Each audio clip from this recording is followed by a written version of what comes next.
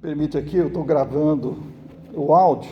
Lá na nossa igreja a gente tinha o culto, era gravado em vídeo e transmitido ao vivo, né? Então eu gostava de compartilhar as mensagens, porque eu tenho um canal do YouTube, eu sempre compartilho mensagens.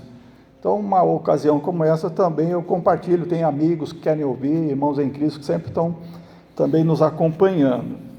Então hoje vamos ler para início da nossa mensagem, Mateus capítulo 28, e tem a ver com o que o pastor nos falou a respeito do começar aqui, o planejar na terça-feira, né? O trabalho com células, né? Chamado também pequeno grupo multiplicador, né? Porque é um pequeno grupo para multiplicar, né? Então célula cresce, se multiplica. E então Jesus falou aqui, e nós vamos reler Mateus 28, 19 e 20, primeiro 18 também, né? 18, capítulo 28, 18 a 20. E aproximando-se Jesus, falou-lhes: toda a autoridade me foi concedida no céu e na terra. Portanto, ide, fazei discípulos de todas as nações, batizando-os em nome do Pai, do Filho e do Espírito Santo, ensinando-lhes a obedecer a todas as coisas que vos ordenei, e eu estou convosco todos os dias até o fim dos tempos. Quero, nesta mensagem, destacar versículo 20, ensinando-lhes a obedecer a todas as coisas que vos ordenei.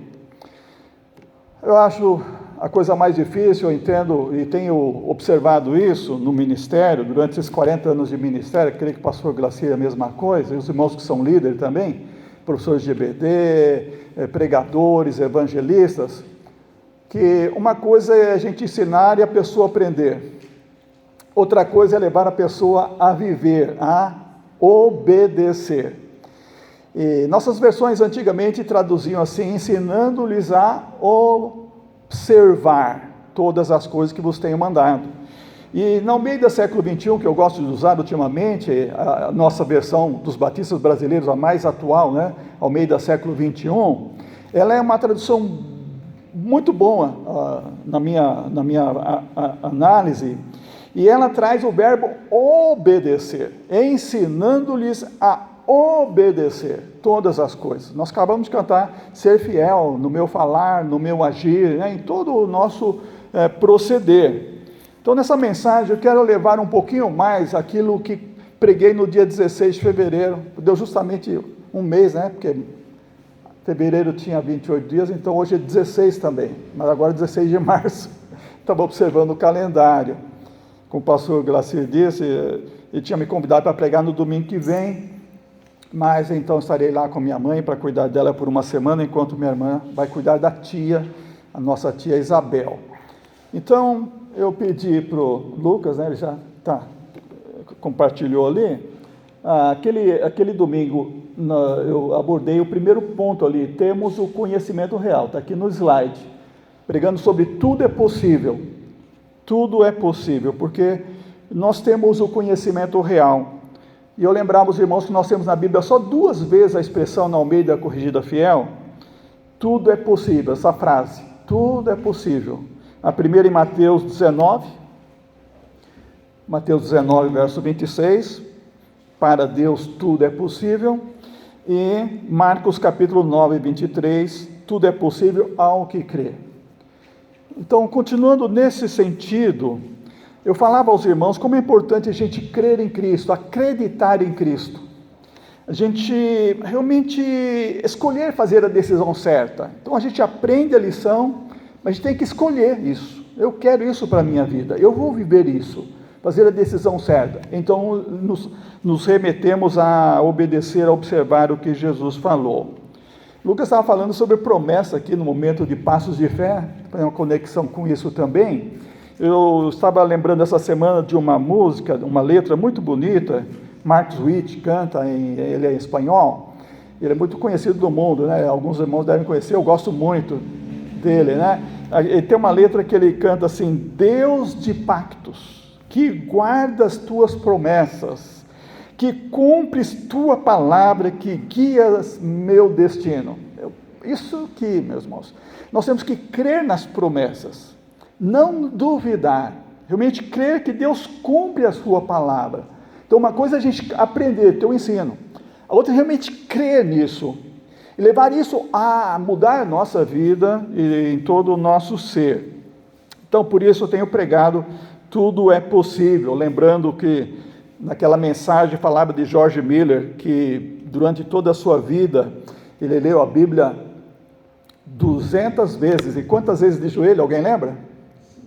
50. Não, mas você não podia falar? Espera aí, quando eu falar uma pergunta, você não responde, tá? Você já ouviu muitas vezes isso. Cidinha sabe. Ele leu 50 vezes de joelho, né? Lembra disso? Então ele é um homem que levou a sério a Bíblia. Por isso ele conseguia crer na palavra de Deus, que Deus ia sustentar os orfanatos.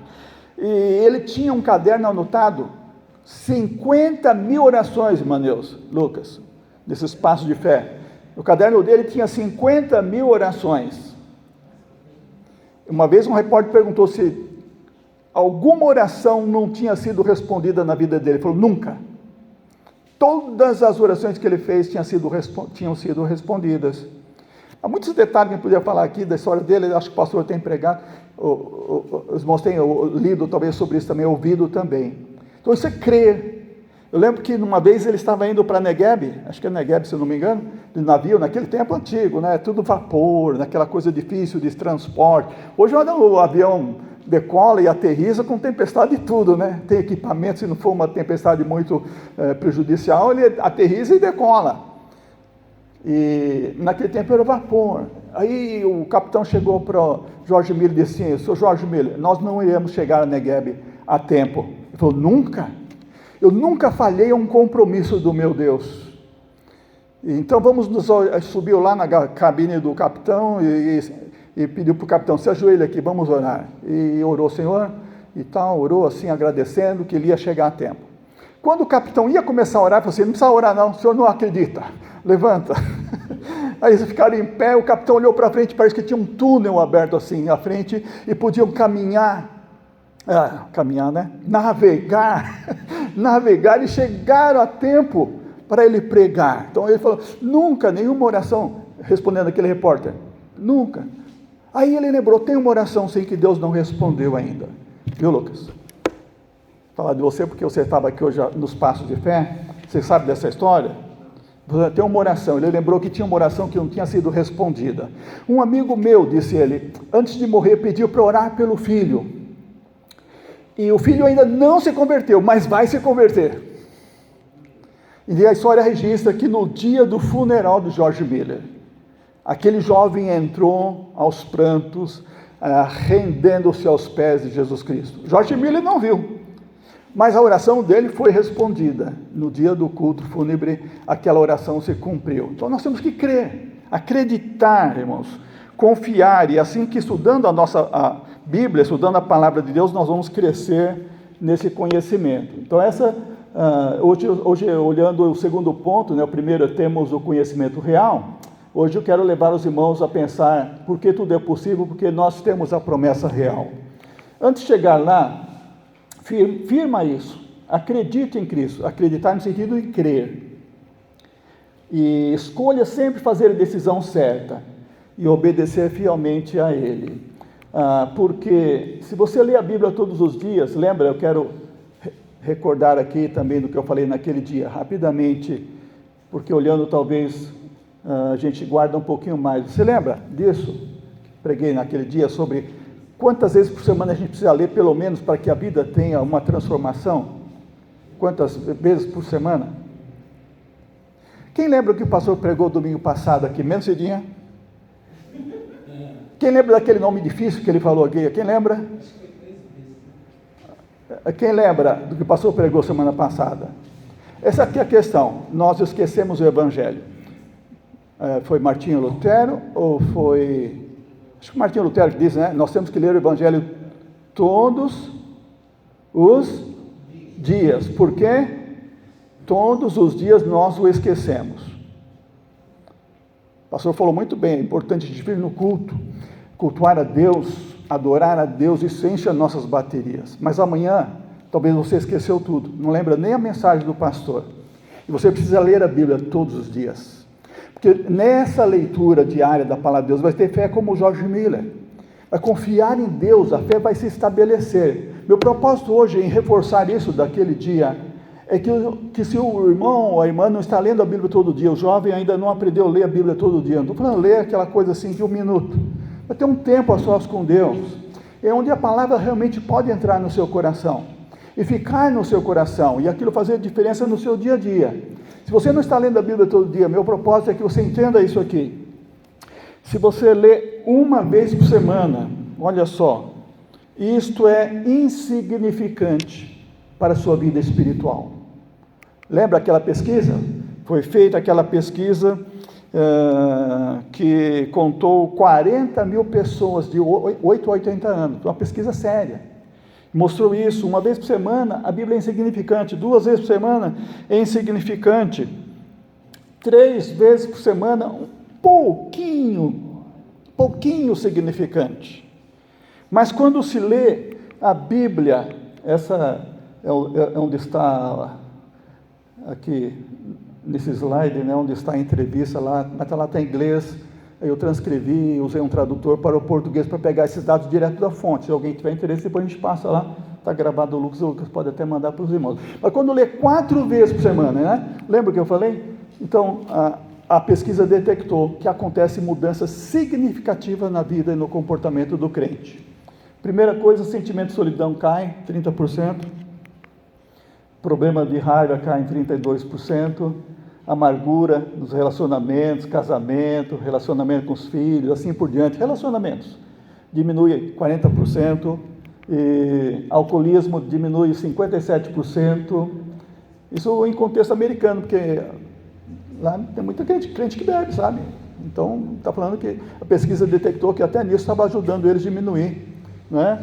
E sentimento de estagnação espiritual, isso que o pastor está tentando nos reanimar, né? Para a gente sair, a pandemia já acabou, precisamos sair da estagnação, precisamos crescer, precisamos trabalhar, precisamos fazer, cada um tem o seu dom, precisa pôr o seu dom em trabalho, né? Em ministério, e eu creio que o pastor está ávido, esperando que isso aconteça como igreja. Isso chama-se estagnação espiritual. A gente não está fazendo o que a gente deve fazer, a gente não está colocando dom em ação, não está agindo, não aqui no templo, estou falando aqui no dia a dia, em tudo que Deus tem nos dado a fazer. Então, estagnação, quando a gente lê a Bíblia constantemente, 4, ou todo dia de preferência, né, cai 60%. E a visualização erótica, né, que é coisa pornografia, sumiu ali da tela, diminui 61%. E tem um lado positivo, né? Quando a gente tem esse contato com a palavra de Deus constante, o nosso compartilhar da fé sobe 200%, discipular pessoas salta 230%. É isso que o pastor espera de nós, que esteja ajudando nas células, cultos jovens, nos trabalhos que a igreja quer fazer, porque dobre 200%, 230%, e isso vem da palavra, que a gente precisa pôr em prática. Então, meus irmãos, nós precisamos escolher obedecer, porque isso é incrível, o poder da palavra de Deus é maravilhoso, e nós estamos certos de que temos a promessa de Deus. Ele disse, eu estou convosco, lemos aqui em Mateus 28, Jesus disse, eu estou convosco, todos os dias. Então nós levamos essa promessa real, e por que nós levamos? Porque nós aprendemos, aprendemos no sentido de apreender, usando o dicionário, né? Alcançar com inteligência, compreender, entender, não é só ter conhecimento aqui na nossa mente, mas sabemos que isso realmente é verdade, que isso realmente tem poder, a palavra de Deus transforma, e ela tem poder para agir em qualquer situação, inclusive com aquela situação que a Maneuza compartilhou do empregado que pregava lá, Jesus cura na praça, e o patrão levou para orar pela mãe dele que estava com câncer. Foi a irmã Neuza, né, colocou hoje no grupo da igreja aqui. Então nós temos que acreditar que a palavra de Deus tem realmente poder, quando Deus tem propósito. E o propósito foi visto ali. A gente precisa alcançar com inteligência isso, compreender isso, entender. Então nós levamos a promessa, porque nós aprendemos. Como que nós aprendemos? Nós aprendemos com Jesus. Mateus capítulo 11, versículo 29. E Jesus, antes de eu ler esse texto, eu queria fazer uma anotação, um destaque aqui. Como disse John Piper, eu olho o pastor Gracia, eu lembro do John Piper, parece muito com o pastor John Piper, né? O pastor mais famoso dos Estados Unidos, um homem bíblico, um homem que leva a palavra de Deus a sério. Eu sei que o pastor Gracia, tenho visto, né? Ele falou assim, que no dia do juízo final, viu? O Facebook, o Instagram, o WhatsApp, todos esses aplicativos aí, serão a prova de que não foi por falta de tempo que nós não oramos. Porque achamos tempo para muitos aplicativos aí no dia a dia, mas às vezes não estamos achando tempo para a palavra de Deus e nem para a oração. Foi feito um estudo em 2007, na Universidade de Califórnia. Eu achei interessante incluir isso aqui nessa mensagem, porque muitas vezes nós não lemos a Bíblia e não paramos para realmente receber a palavra como um alimento para a nossa fé, para o nosso comportamento, para o nosso ser. E esse estudo fala de muitas coisas, fala que eles estavam procurando conhecer como que age o celular e os aplicativos no dia a dia, no comportamento das pessoas.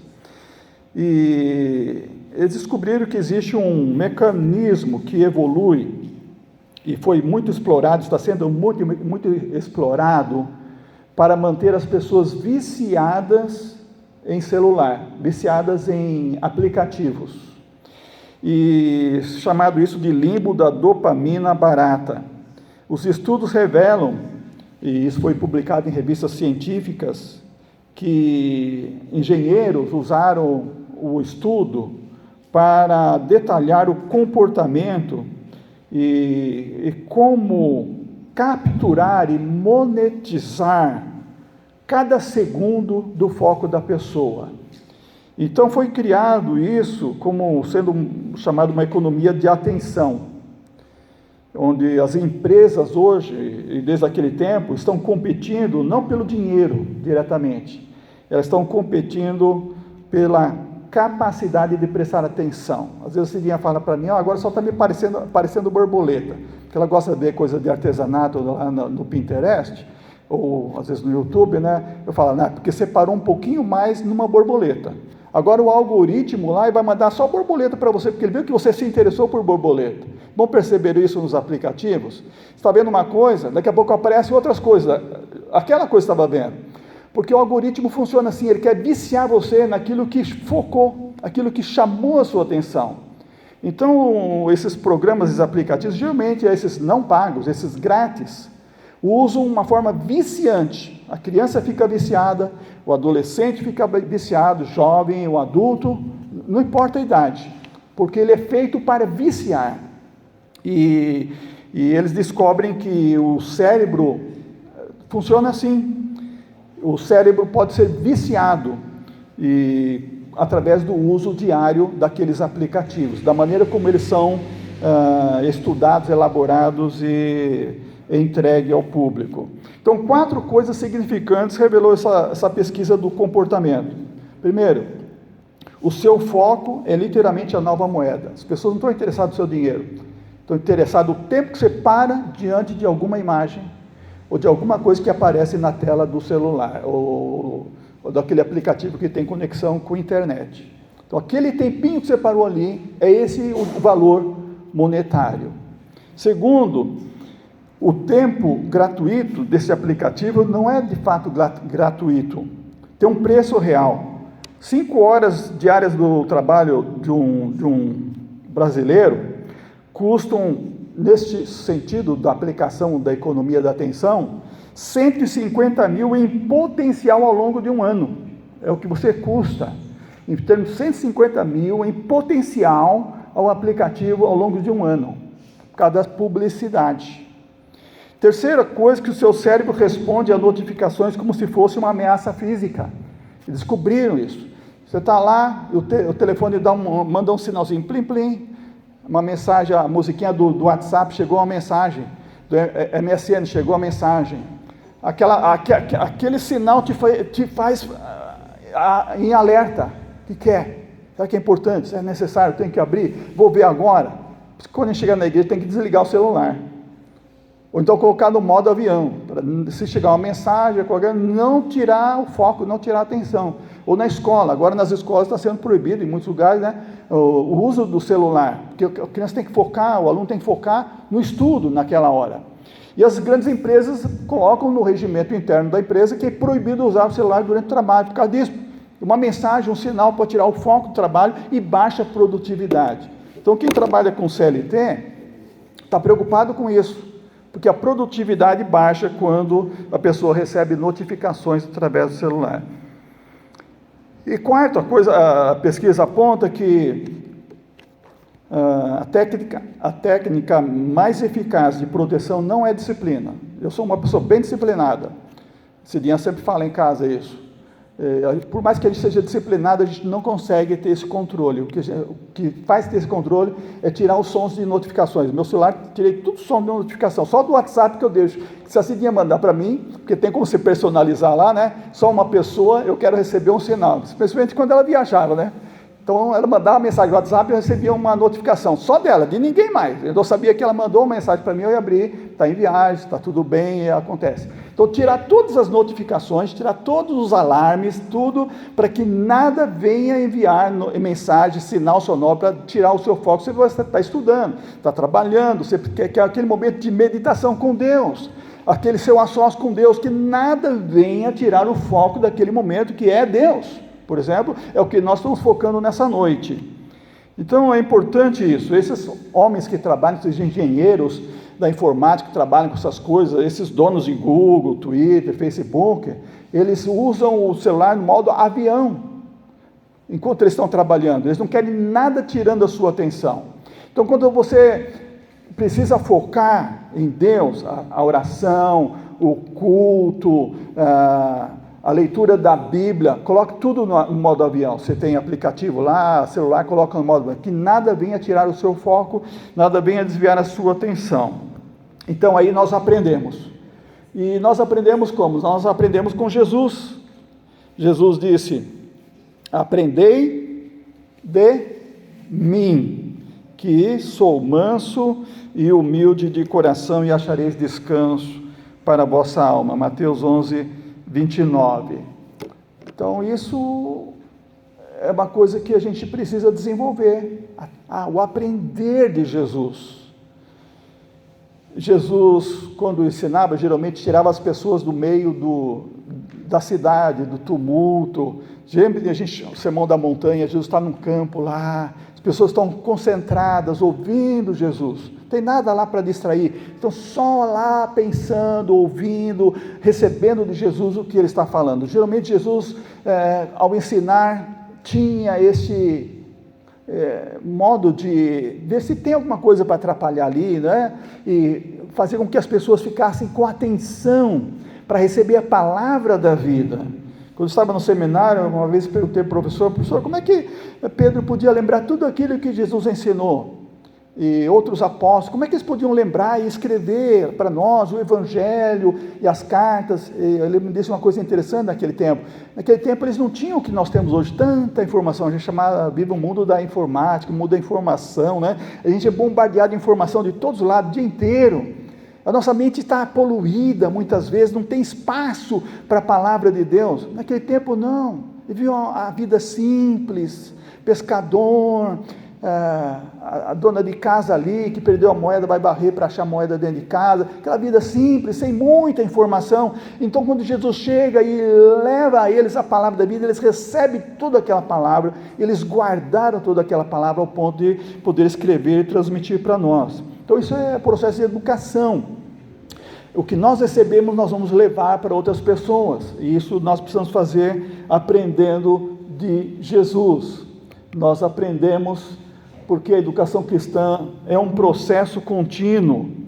E esse processo envolve o crescimento nosso em toda a nossa pessoa. Não só o intelecto, mas as nossas emoções, nossas atitudes, nossos valores e o nosso comportamento. Então, quando Jesus trabalhou com seus apóstolos, ele não trabalhou só a intelecto, ele não trabalhou só a mente deles, o conhecimento, ele levou eles a pensar como essas emoções poderiam mudar as suas atitudes e os seus valores. Quando Pedro viu aquela rede cheia de peixe, quase arrebentando, e chamando outro barco para dizer, Senhor, eu sou um homem pecador, e diante de Jesus, daquele milagre, disse, eu sou um homem pecador, e Jesus falou, mas ou você será um pescador de homens. Então aquela atitude mudou os seus valores, e ele passou a ter um comportamento, então, de pescador de homens. Então Jesus trabalhava de uma forma que a pessoa ouvia o ensino, e ela aprendia aquela lição, e aquilo mudava a sua atitude, os seus valores, levando ao comportamento desejado. Em Lucas capítulo 2, 52, nós lemos que quando Jesus era criança, ele crescia em sabedoria, em estatura e em graça diante de Deus e diante dos homens. Crescia intelectual, física, espiritual, emocional, socialmente, podemos falar comportalmente. Existem muitos estudos, muitas teorias hoje sobre como nós crescemos. Não é só intelecto, emoção e comportamento. Existe hoje muitos desenvolvimentos de quem é professor, estudou educação cristã, sabe disso, né? Então nós também precisamos ter uma estratégia de crescimento em que o Evangelho intervém em nossa vida, não só no conhecimento, na teoria, mas no mudar a atitude e nos levar a viver conforme nós estamos aprendendo. Então, nós vamos viver o que nós cremos.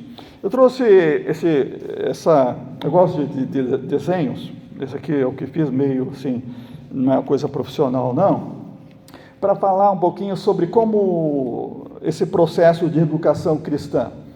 E isso tem afetado bastante a minha vida. Eu creio que os irmãos têm estudado sobre isso, sabem sobre isso, mas reforçar isso, porque quando nós acreditamos em Cristo, nós escolhemos a coisa certa, nós vamos obedecer fielmente ao Senhor. Mas isso é um processo que muda aqui a nossa mente, mas muda aqui, deve mudar aqui nosso sentimento e deve nos levar a um comportamento condizente com aquilo que nós aprendemos. E isso em teoria da educação cristã. Esses quadros eu tirei do Teologia da Educação Cristã, de Lawrence Richards. É um livro muito bom, ele mudou meus estudos no seminário, foi uma coisa que me norteou durante os meus 40 anos de ministério. Ele fala muitas vezes, o ensinamento, ele só muda alguma coisa na convicção da pessoa, mas não muda a sua atitude, e por isso o seu comportamento não tem nenhuma mudança. Isso é o chamado mudança em apenas um ponto do sistema, e isso leva a que a pessoa comece a colocar aquilo que eu falei no mês passado, as suas convicções. Falei muito rapidamente, gostaria de falar sobre isso, é sobre isso aqui. Coloca as suas convicções isoladas do sistema, representada ali pelaquela bola preta. A pessoa recebe a palavra, ela acredita na palavra, ela tem fé. É por isso que Tiago vai dizer depois, a fé sem obras é morta, porque a pessoa tem até fé, mas não leva a uma mudança de vida e a um comportamento condizente. Então é uma convicção isolada do sistema. Ela tem lá a fé, ela crê, é como diz a Bíblia, até o diabo crê, né? E estremece. Então a pessoa pode ser um crente, frequentador da igreja, frequentador da escola bíblica dominical, de uma célula, ele pode estar sempre aprendendo, mas nunca põe em prática. A sua crença está totalmente isolada do sistema. Irmãos, entendem isso? Já viram isso? Depois, o que pode de fato mudar é isso aqui. O ensinamento que o pastor Glacier está se esforçando a trazer-nos aqui dominicalmente, irmão Elias aqui na IBD, no culto quarta-feira, em todo o nosso processo de educação cristã como igreja, visa mudar a convicção, levar a nossa atitude, e a nossa atitude levar a uma mudança no nosso comportamento.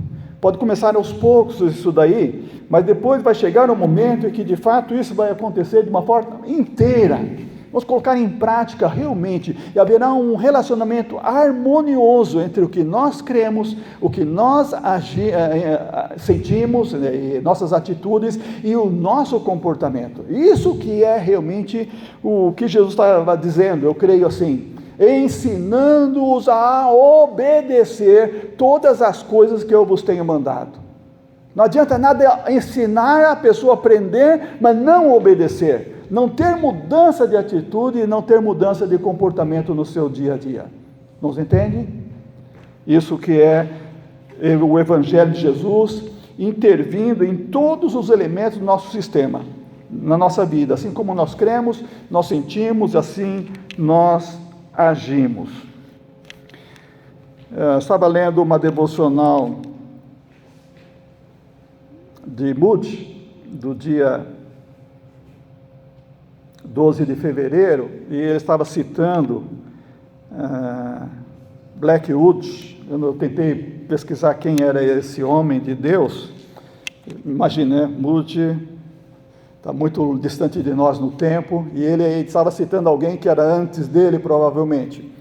E Blackwood estava dizendo, há alguma coisa tão destacada, tão peculiar na vida e na conversão de um cristão, a ponto de as pessoas serem compelidas a perguntar o que significa isso? Aquela coisa assim, você está ali fazendo o seu trabalho, está ali na sua vizinhança, está passando por uma situação difícil na vida, e você está cantarolando, e alguém fala assim, mas como é que você consegue cantar numa situação dessa? Já viu isso? Já aconteceu isso com você? A pessoa pergunta, mas você é crente, não é? Porque alguma coisa diferente, significativa está acontecendo em você, alguma coisa de qualidade, um atributo destacado. Isso é a vida do cristão. Ele está tendo uma comunicação harmoniosa entre o que ele crê, o que ele sente e o que ele faz. E eu lembrei então de uma irmã da Inglaterra antiga, que toda vez que o esposo voltava do bar, da baderna, caserna chamavam, né? Caserna naquele tempo, acho que é caserna, baderna, caserna, né?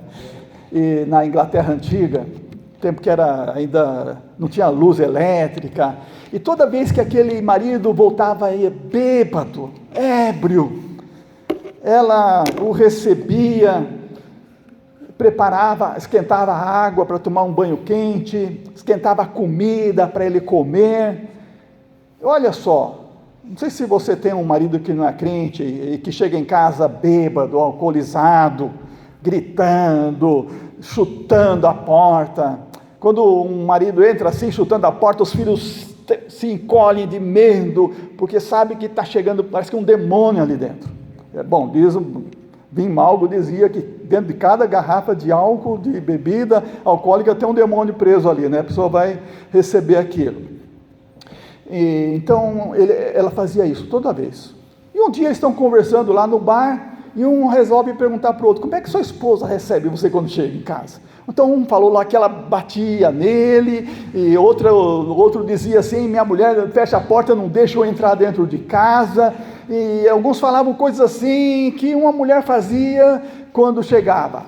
E aí esse que era esposo da crente, falou assim, olha, a minha esposa quando chega em casa, ela prepara água, o banho quente para mim, e ela vai esquentar a comida, imagina a hora que ele chegou, né? Tarde da noite, às vezes madrugada da noite, e ela fazia isso religiosamente. Os outros falavam assim, mentira, Todos os outros falam assim, é mentira, ela não faz isso daí para você. Não, isso não é verdade. Falou, é verdade, toda vez que eu chego. E foi aquela conversa assim, eles falaram, então nós vamos com você para ver se é verdade. Imagina, não só chegando o bêbado agora, mas chegando os amigos do bêbado, todo mundo alcoolizado lá, todo mundo bêbado, alcoolizado. Que é a atitude daquela mulher? Ela abriu a porta, recebeu o marido, recebeu os amigos e foi preparar comida para aquela turma. Você faria isso? Você colocaria em prática aquilo que você crê? Aquela mulher crente estava colocando em prática uma coisa que ela crê. Sabe o que ela falou? Quando eles perguntaram assim, por que você faz isso? Por que você faz isso? Ela falou assim, olha, porque eu sou crente. Quando Jesus voltar, eu vou para o céu. Mas ele vai para o inferno. Então, enquanto eu posso, eu vou dar o melhor para ele. Eu quero que ele viva da melhor forma, porque eu quando morrer vou para o céu, mas ele vai para o inferno. E é por isso que eu estou fazendo isso. Ela estava colocando em prática o que ela cria, de que ela iria sim para o céu, e que o marido não iria, porque ele não tinha Jesus no seu coração. E por isso ela estava colocando em prática o amor cristão, o amor que ela aprendeu de Jesus, com o seu marido, todas as vezes.